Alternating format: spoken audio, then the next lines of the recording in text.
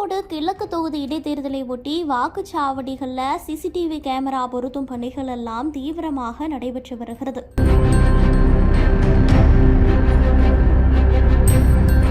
ஈரோடு கிழக்கு தொகுதி இடைத்தேர்தலுக்கு இன்னும் 3 நாட்கள் தான் இருக்கிறது. 237 வாக்குச்சாவடிகளில் சிசிடிவி கேமரா பொருத்துவது, தடுப்புகள் அமைப்பது உள்ளிட்ட முன்னேற்பாட்டு பணிகள் வேகமெடுத்திருக்கிறது. வாக்குச்சாவடிக்கு வெளியே வாகனங்களை தடுக்கும் விதமாக சாலைகளில் 100 மீட்டர் 200 மீட்டர் போன்ற தொலைவுகளை குறிக்கும் பணியுமே நடைபெற்று வருகிறது. ஈரோடு இடைத்தேர்தல் வரும் பிப்ரவரி 5ஆம் தேதி நடைபெற இருக்கிறது. இதனை தொடர்ந்து வரும் 8ஆம் தேதி வாக்கு எண்ணிக்கை நடைபெறுகிறது. இதுல திமுக மற்றும் நாம் தமிழர் கட்சி உள்பட அங்கீகரிக்கப்பட்ட அரசியல் கட்சிகளின் வேட்பாளர்கள் மற்றும் சுயேட்சை வேட்பாளர்கள் என மொத்தமாக 46 பேர் களத்தில் இருக்கிறார்கள். அவர்களது பெயர் பட்டியல் மற்றும் சின்னங்கள் கடந்த 20ஆம் தேதி ஒதுக்கீடு செய்து இறுதி செய்யப்பட்டது. இதனைத் தொடர்ந்து வாக்குப்பதிவு இயந்திரங்கள்ல வேட்பாளர்களின் பெயர், சின்னம் ஆகியவை அச்சிடப்பட்ட பேலட் ஷீட்டுகளை அச்சிடப்படும் பணிகளை தேர்தல் அலுவலர்கள் சென்னைக்கு நேரடியாக சென்று மேற்கொண்டார்கள். ஈரோடு கிழக்கு தொகுதியில 237 வாக்குச்சாவடிகள் இருக்கிறது. இதுல வாக்குப்பதிவுக்காக கூடுதலாக 20% வாக்குப்பதிவு இயந்திரங்களையும் சேர்த்து 287 வாக்குப்பதிவு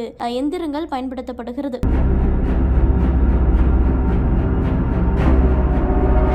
ஒரு வாக்குப்பதிவு இயந்திரத்தில் 16 வேட்பாளர்களின் பெயர்கள் மட்டுமே பொருத்த முடியும். கூடுதலாக கடைசியில நோட்டாவுக்கான பட்டன் இருக்குமாறு வடிவமைக்கப்பட்டிருக்கிறது. இந்த இடைத்தேர்தலில் 46 வேட்பாளர்கள் மற்றும் நோட்டாவுடன் சேர்த்து 47 பட்டன்கள் தேவை உள்ளதால் ஒவ்வொரு வாக்குச்சாவடிகளுக்கும் 3 இயந்திரங்கள் பயன்படுத்தப்பட இருக்கிறது. மேலும் ஈரோடு தேர்தலை பொறுத்தவரை 2026 சட்டமன்ற தேர்தலுக்கு முன்பாக நடக்கக்கூடிய ஒரு தேர்தல். இதன் காரணமாக இது ஒரு முக்கிய தேர்தலாகத்தான் பார்க்கப்படுகிறது. அதே போலத்தான் திமுக காங்கிரஸ் இந்த தொகுதியை கொடுக்காமல் நாங்களே களத்தில் நிற்கிறோம் அப்படின்னு சொல்லி தற்போது சந்திரகுமாரை வேட்பாளராக நிறுத்தி இருக்கிறார்கள். அதன்படி இருமுனை போட்டியாக அமைந்திருக்கிறது. நாம் தமிழர் கட்சியும் போட்டியிடுகிறார்கள். வேட்பாளராக சீதாலட்சுமி அறிவிக்கப்பட்டு அங்கு பிரச்சாரங்கள் எல்லாம் தீவிரமாக நடைபெற்று வருகிறது. நாளையோடு அங்கு பிரச்சாரங்கள் முடிவு பெற இருக்கிறது.